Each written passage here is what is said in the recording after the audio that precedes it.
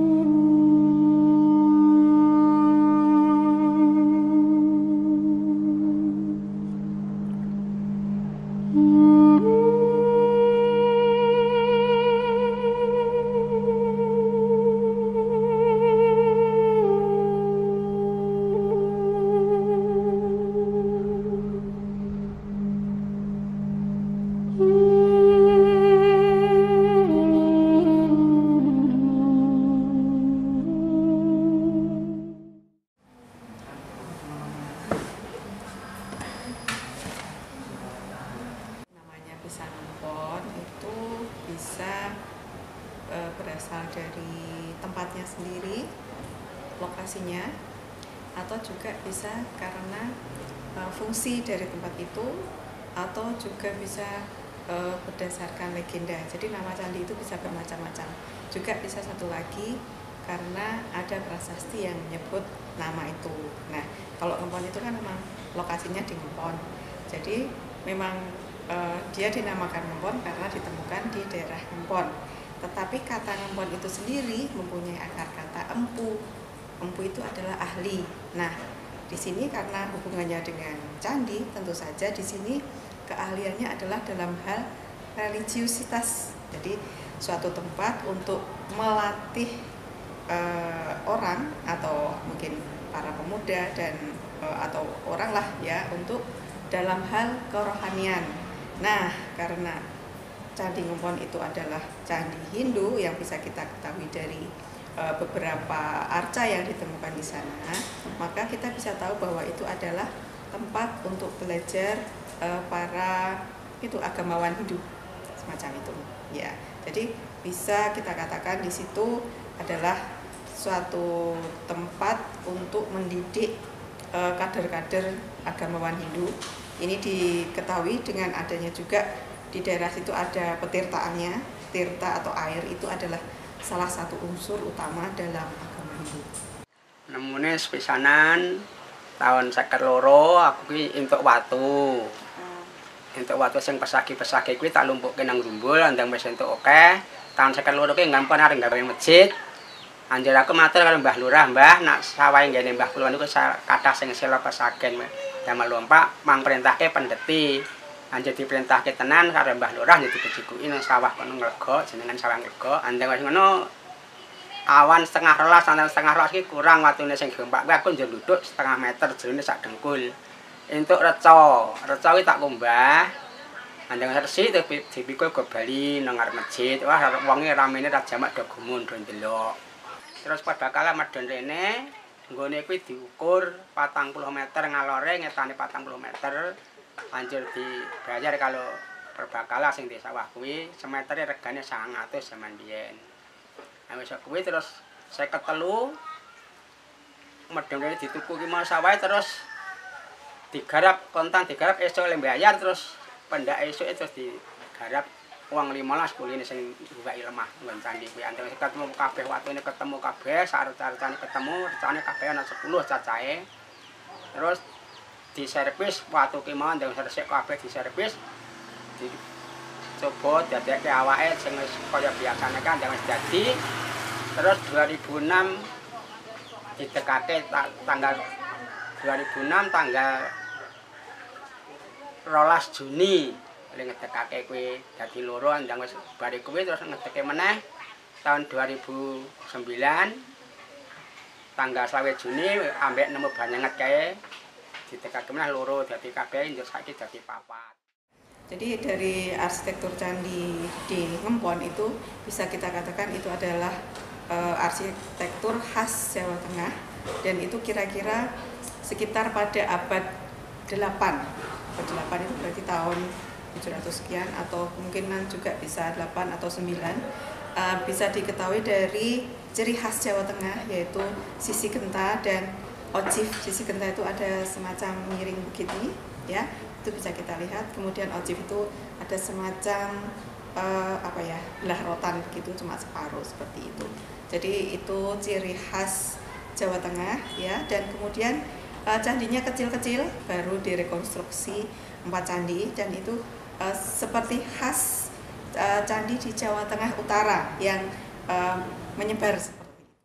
Jadi peradaban Hindu-Buddha yang berkembang di Nusantara itu selalu dimulai munculnya di sepanjang pesisir pantai.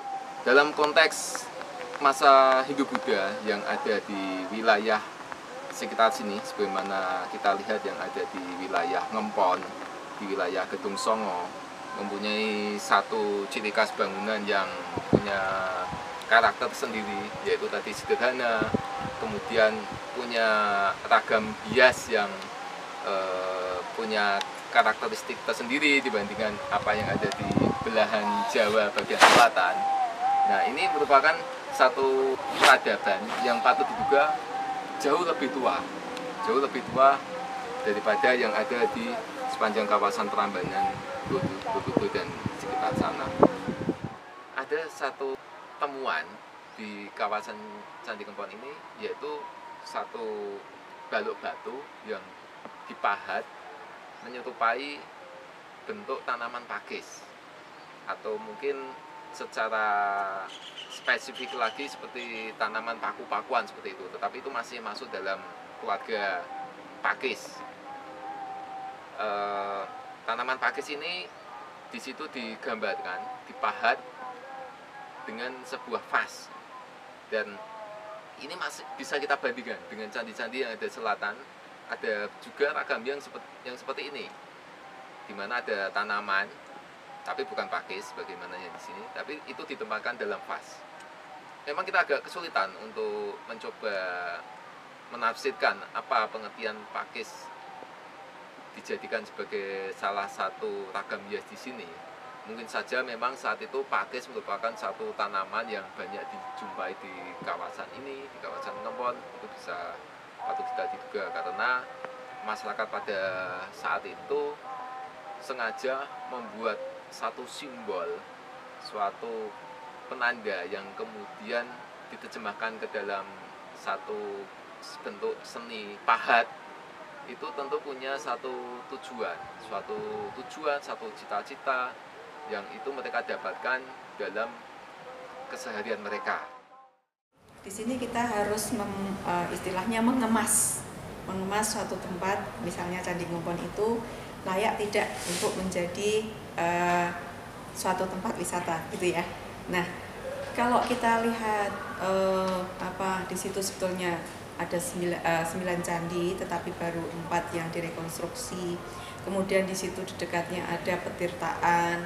Nah, itu sebetulnya suatu hal yang sangat menarik.